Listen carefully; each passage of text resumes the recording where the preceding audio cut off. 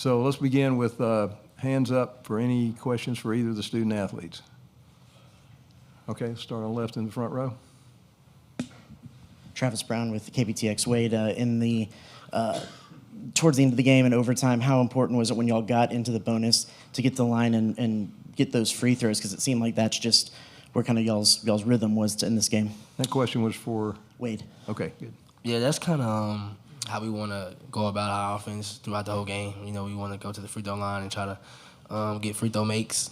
So we just wanted to continue to attack downhill and try to get to the free throw line.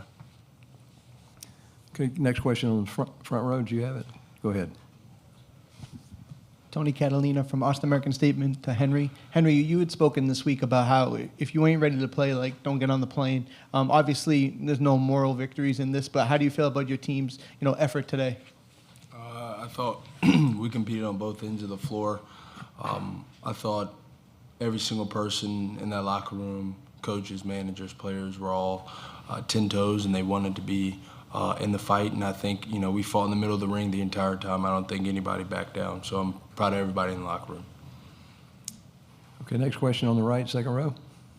Ian Curtis of the Battalion. Question for Wade. Not the way you wanted your last SEC tournament to end, but I believe setting the record for all-time SEC tournament leading scorer, just adding that to the list, kind of looking back on the SEC tournaments you've been in over the years, kind of what does that mean to you, especially going into, your last NCAA tournament?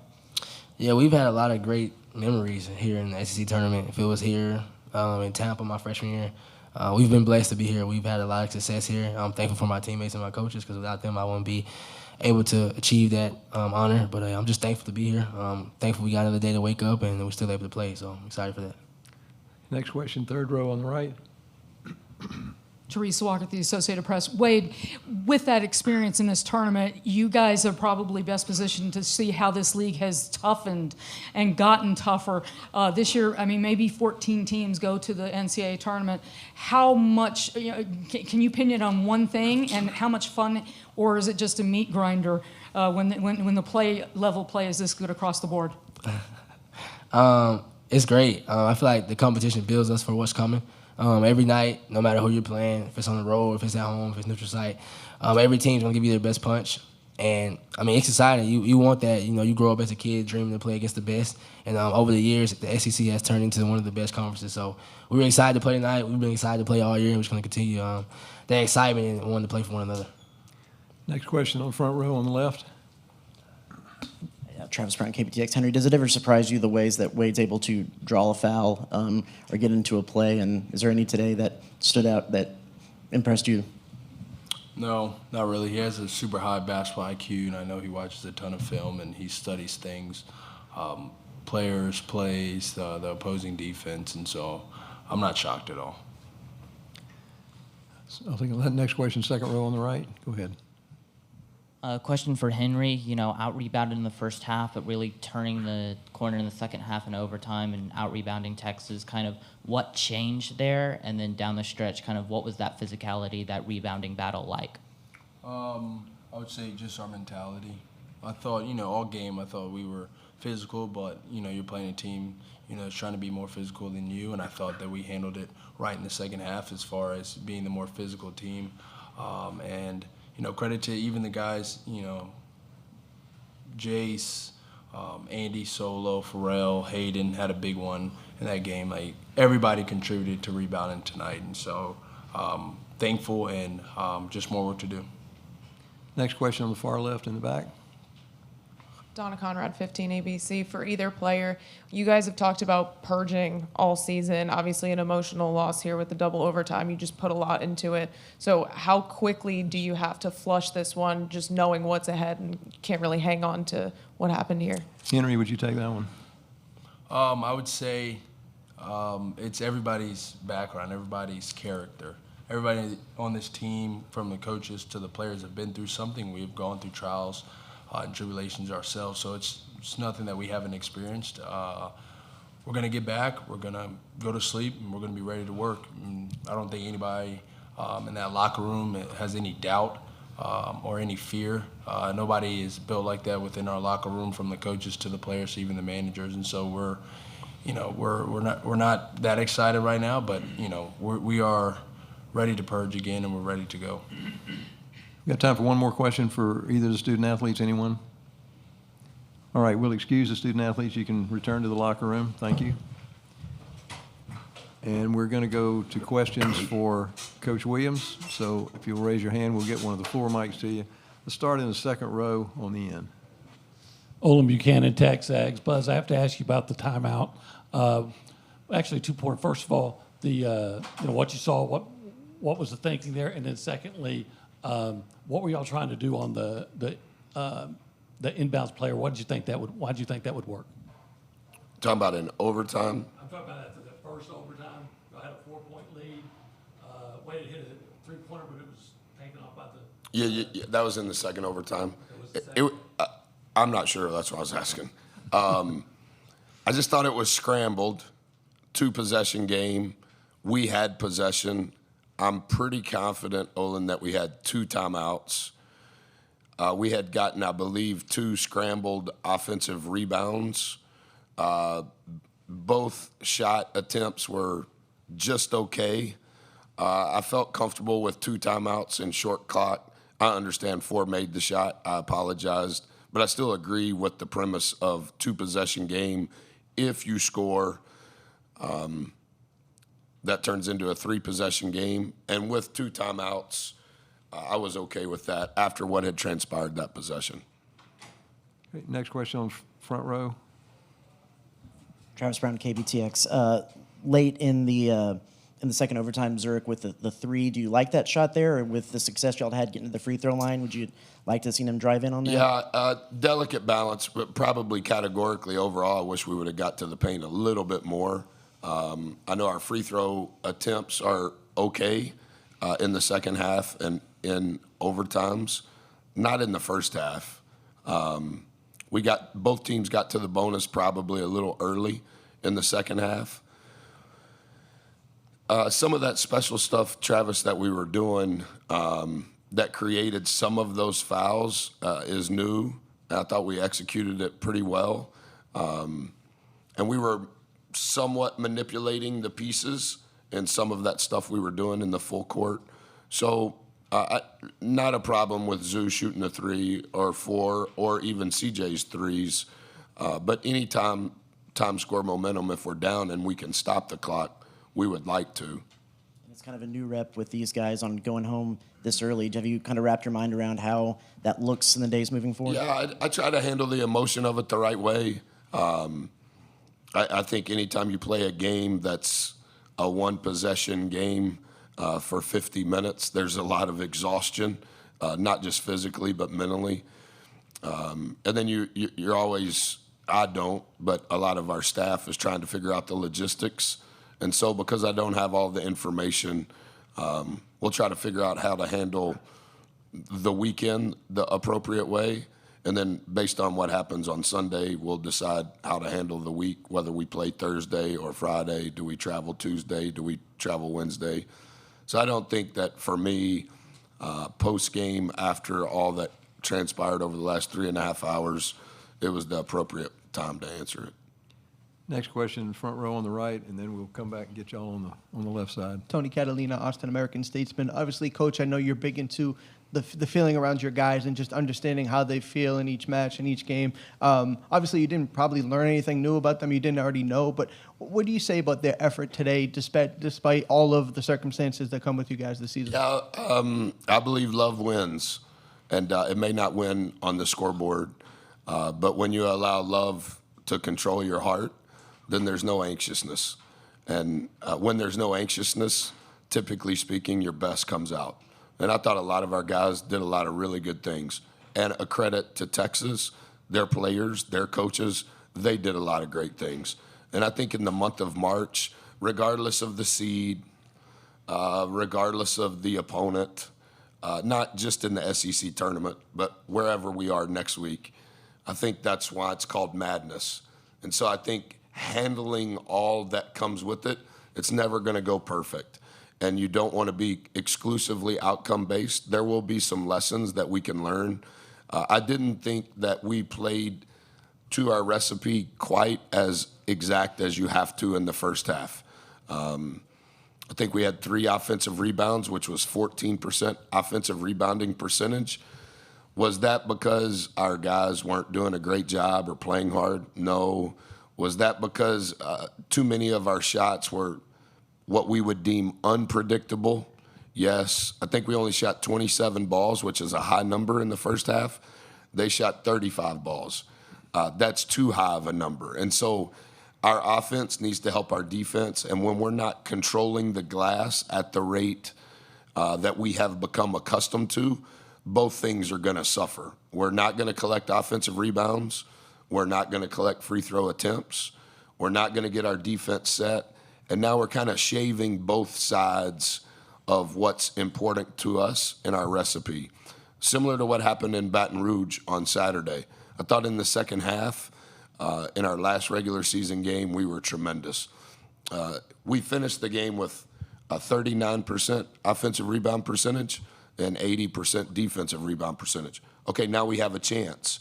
And so now we make more free throws. Now we shoot more balls. Now we win time of possession, even though that's not a basketball stat. It is within the metrics that we do. And so now we shorten the game, and that plays to our advantage. It at least bends it our way. And credit to Texas, credit to their talent, credit to their coaches. But we also know our recipe. And so our knowledge is important, but our execution of that knowledge, when you get to post-spring break, you have to bake the cake a little better. Okay, far left question. Donna Conrad, 15 ABC. Coach, just aside from them fouling out, how promising did you feel that Andy and Manny's performances were tonight, especially headed into next week? Yeah, I think Andy's been playing probably as efficient and as effective as he has in his entire career. And some of I think he was averaging 5.8 points in conference play, 5.9 rebounds in conference play. I don't know that shows his impact. I think when you look at some of the analytics that are involved, not the Van Alstyne plus minus, but when you look at some of the things that are happening, our team functions a lot better on both ends of the floor. And I also think that Solo has that same impact defensively. And for most of the month of February, Gochi had that same impact offensively. I thought Mo had a really good vibe in what he was doing. I don't think he was trying to do too much. It looks prettier when the shots go in. He was very efficient. I think when we got down towards the end, some of our choices were eliminated because I thought collectively, particularly in the first half, we fouled more than we typically do. I understand it was a 50-minute game, but we fouled 25 times, and that, again, that's not specific to they're difficult to defend, particularly one-on-one. But the clock is stopping for them, not for us. And too often times in the first half and then too early in the second half, I think we had 6 fouls really early in the second half, and we had only collected 3. And that was one of the priorities today. We have to defend without fouling, and we have to play to get fouled. And we didn't do that maybe in all of the minutes that we should have. Okay, let's go to the far back, and then we'll They come. keep cutting you, Pete. They don't know who you are. We're getting there. No, it's Go to the okay. far- He can go last. Go to the back, and then we'll come down to Pete. Tyler Shaw with KBTX. Andy was saying how difficult it was for him because the energy he likes to bring on the court and not being able to be on the court there at the end. But with those 3 guys, they're on the bench. How do you feel like your guys stepped up in? Yeah, I in that kind of moment? agree with what Henry said. There was a lot of manipulation in our typical roster management. Again, that's not a justification, nor is it an excuse. I think those 4 forwards in less minutes than normal in a 50-minute game, for them to get 30 rebounds, had a tremendous second half.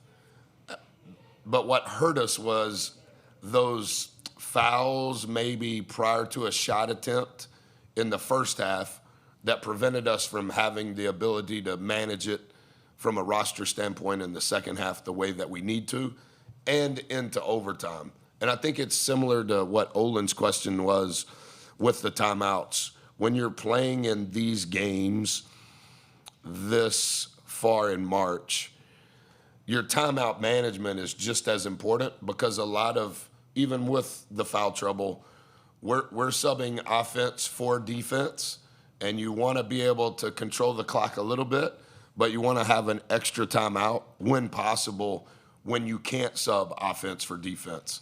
And I thought on Olin's question, similar to what I answered, when we didn't have Andy, who gives us versatility, solo, we can play big wing or forward, however you want to. We vacillate back and forth with Henry at small forward, power forward, or center, however you want to say it. A lot of that was eliminated. And so now as you get into overtime one, and I believe somebody fouled out in overtime one, not only for us, but for them. And then when you get into overtime two,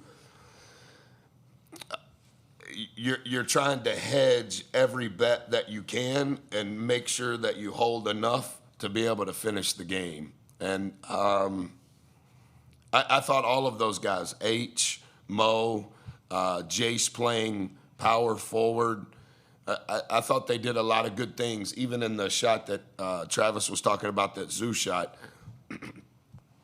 Yeah, it's because that action, everybody was in a different spot. We got two more questions, third row in the middle, and then we'll last question right here on the second row. Buzz, you were obviously part of the Big East. He didn't introduce himself. Sorry. Pete Thamel from ESPN. You did. You mentioned his name already. So did you. But the rule, I know all these people. You were in the Big East in 2011 when they got 11 bids in. Texas's win tonight opens up a more realistic possibility for 14 teams from the SEC to come in. I'm just wondering, are you appreciative of being part of something historic when you're in it? I think the answer, Pete, is only because of 2011. Do I have some level? I think that was my 4th year as a head coach. This is my 18th year as a head coach. I knew you back then. I would say at that time, what the Big East was, it was the best league in the country. That was before all of the analytics have taken over.